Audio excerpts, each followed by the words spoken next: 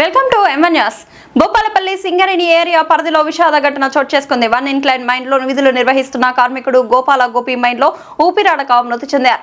ఈ విషయం తెలుసుకున్న భూపాలపల్లి మాజీ ఎమ్మెల్యే గండ్ర వెంకటరమణారెడ్డి సింగరేణి ఏరియా ఆసుపత్రికి వెళ్లి గోపి కుటుంబ సభ్యులను పరామర్శించారు. ఆసుపత్రి ఎదుట నిరసన తెలుపుతున్న కార్మికులకు మద్దతు తెలిపారు. అనంతరం సింగరేణి అధికారులతో మాట్లాడి కార్మికుల సమస్యలు, వారి డిమాండ్లను అధికారుల దృష్టికి తీసుకెళ్లారు. మైన్ లో ప్రమాదం జరిగినప్పుడు లేదా కార్మికులకు అనారోగ్య సమస్యలు తలెత్తినప్పుడు వెంటనే వైద్యం అందించేందుకు ప్రత్యేక అంబులెన్స్ ను అందుబాటులో ఉంచాలని డిమాండ్ చేశారు. అంబులెన్స్ లో అవసరమైన ఫస్ట్ ఎయిడ్ పరికరాలతో పాటు ఒక డాక్టర్, 2 టెక్నీషియన్లను అందుబాటులో ఉంచాలని సింగరేణి అధికారులను కోరారు. మృతి చెందిన కార్మికుడు గోపి కుటుంబాన్ని సింగరేణి యాజమాన్యం అన్ని విధాలుగా ఆదుకోవాలని, కుటుంబంలోని ఒకరికి వారి విద్యార్హతలకు అనుగుణంగా ఉద్యోగం కల్పించాలని మాజీ ఎమ్మెల్యే గండ్ర వెంకటరమణారెడ్డి డిమాండ్ చేశారు. అనంతరం గోపి పార్థివ దేహాన్ని సందర్శించి కుటుంబ సభ్యులకు పరామర్శించి తన ప్రగాఢ సానుభూతిని తెలిపారు.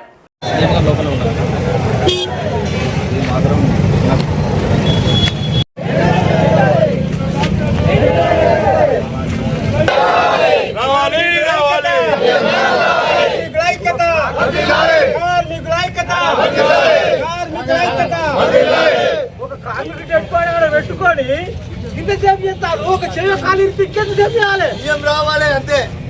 ఎందుకు చేస్తారు కంపెనీ? ఎందుకు చెప్పండి.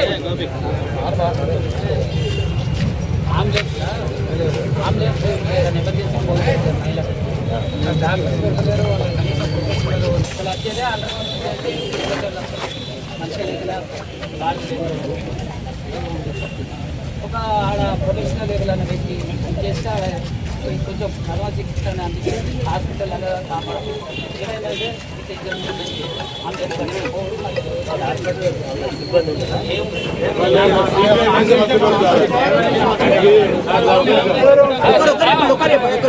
కండల నుంచి కార్మికులు ప్రాణంతో బయట తీసుకొచ్చింది సార్. దారి మధ్య వరకు వచ్చి ఆయనకి హార్ట్ ప్రాబ్లం వస్తే సిపిఆర్ చేసి ఉంటే బతుకారు సార్. సిపిఆర్ చేయడం లేక చనిపోయాడు. మేము అనేది ఏంటంటే ప్రతి అంబులెన్స్ లో వచ్చినప్పుడు ప్రాబ్లం వచ్చినప్పుడు ఎవరో ఒక రెస్క్యూ పర్సన్ కానీ, డాక్టర్ కానివ్వండి, సిపిఆర్ చేసే మనిషి అందుబాటులో ఉంటాను. ఇదే బాయిలో 1 ఇంట్లో 3 కేసు సార్. 3 కేసు హాస్పిటల్ నుంచి వచ్చి చనిపోయిన 3 కేసు సార్. డాక్టర్ రాకపోవడం వల్ల వాళ్ళ ఆవేదన ఏంటంటే మాకు సింగాని కార్మికులకు రక్షణ లేదు ప్రాణానికి, ఇవాళ ఈయన చనిపోయితే మేము కూడా చనిపోతాం అంటేనే యాజమాన్యం మార్పు రావాలా అని చెప్పేసి వీళ్ళు ఆవేదన.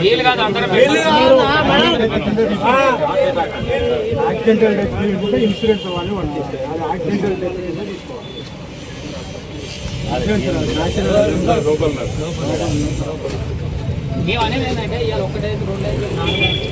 వర్కింగ్ ప్లేస్ కానీ స్ట్రెచర్లో తీసుకొచ్చినాం సార్.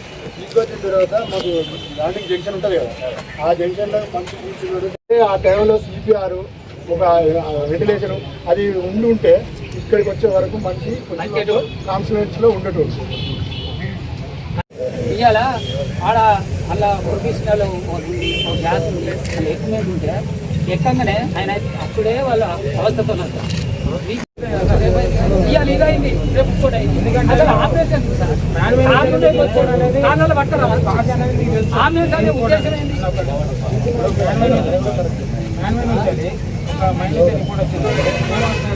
మేము పలానా కార్డియో వేసినప్పుడు కార్డియో ప్రాబ్లమా లేకపోతే ఇంకేదైనా అని చెప్పి ప్రాబ్లం ఇక్కడ మన ఏ హాస్పిటల్కి వస్తుంది. అప్పుడు మీరు ఏం చేస్తారు? దానికి సంబంధించిన మాట్లాడినప్పుడు ఆ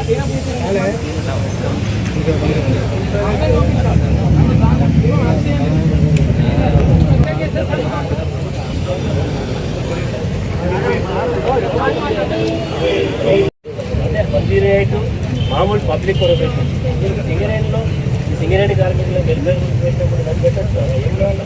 ఒక ఆక్సిజన్, ఒక ఈసీజీ, ఒక దానికి దయచేసి అందరూ కూర్చొని మాకు అవపడతారు సార్ మాట్లాడేది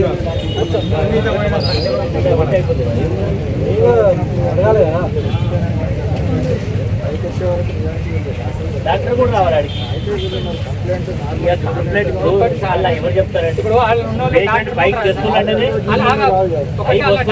సీరియస్ ఉన్నట్టు అక్కడ మధ్యలో చెప్తారు ఎవరైనా భాష లోపల కాదు పైన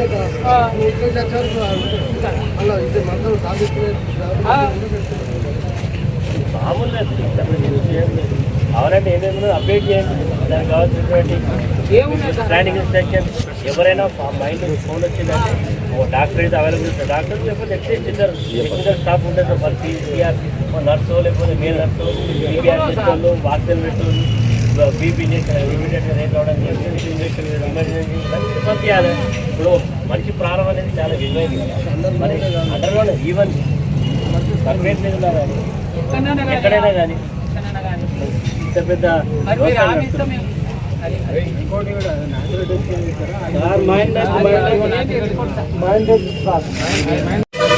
మీరు చెప్పినా చెప్పకుండా అది వచ్చేది.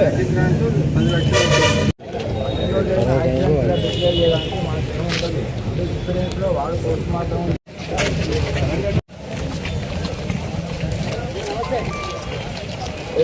సమ్మిరెడ్డి అయిందా?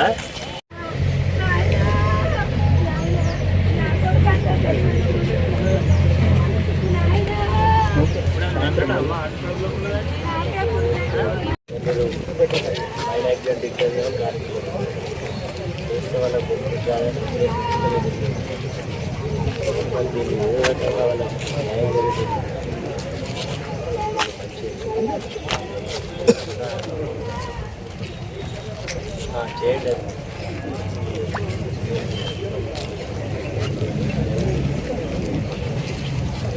వాళ్ళ అంబులెన్స్లో కూడా సరైన ఫెసిలిటీ పెట్టకపోతే ఎట్లా? 108లో ఉంటే అన్ని ఫెసిలిటీస్ మన సింగరేణి హాస్పిటల్ అందులో ఆక్సిజన్ సిలిండర్ ఉండాలి, వెంటిలేటర్ ఉండాలి, తర్వాత స్టాఫ్ ఉండాలి, స్టాఫ్ ఉండాలి, సిపిఆర్ పెట్టండి.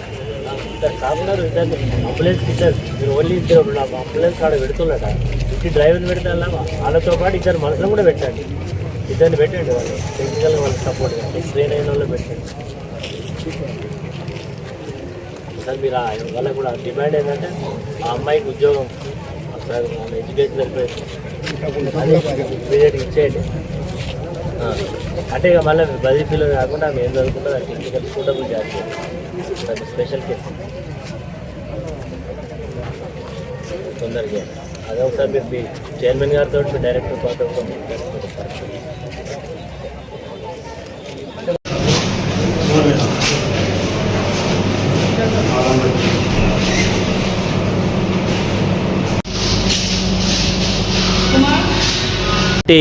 ఇన్సిడెంట్స్ తోటి ఒక కార్మికుడు మైన్లో దిగిన తర్వాత కొంత అనీజీగా ఉందని చెప్పడం, దాంతో కార్మికులు పైకి తీసుకురావడం జరిగింది.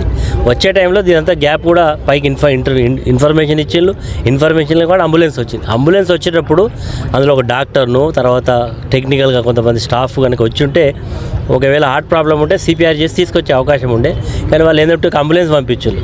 అంబులెన్స్లో పంపే బదులు కార్లు కూడా ఉన్నాయి, మోటార్ సైకిల్ ఉన్నాయి, ఎలానే తీసుకురావచ్చు. అంబులెన్స్ మీన్స్ చాలా మెడికల్ కండిషన్ బాగలేదు, హెల్త్ కండిషన్ బాగలేదు కాబట్టి అంబులెన్స్ను ప్రిఫర్ చేస్తారు.